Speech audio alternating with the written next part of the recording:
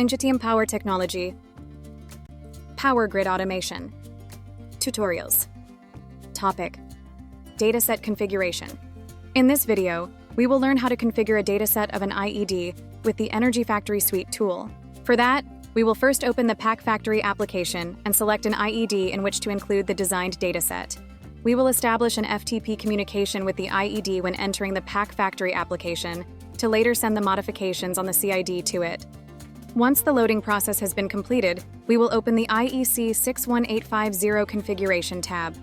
As it can be seen, the default ICDs come with a dataset and a report control block already included in them, with both the breaker command and breaker status logical nodes.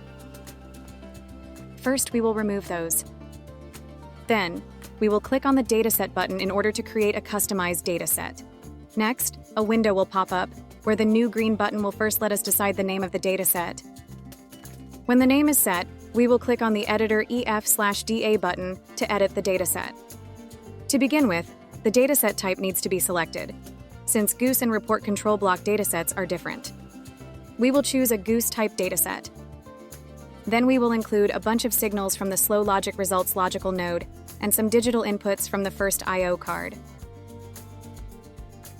In order to save the dataset, we can check and then click on the OK button.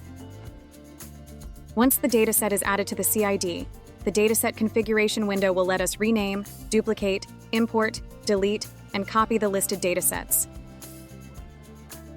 In this case, we will rename the dataset. We will also create a dataset for a report control block. Instead of building it from scratch, we will copy the contents, functional constraints, of the first dataset and paste them in the new one.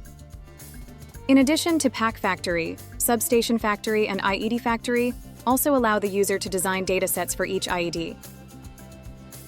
From IED Factory, we can create the dataset bunch for all the IED instances of the installation with the same template.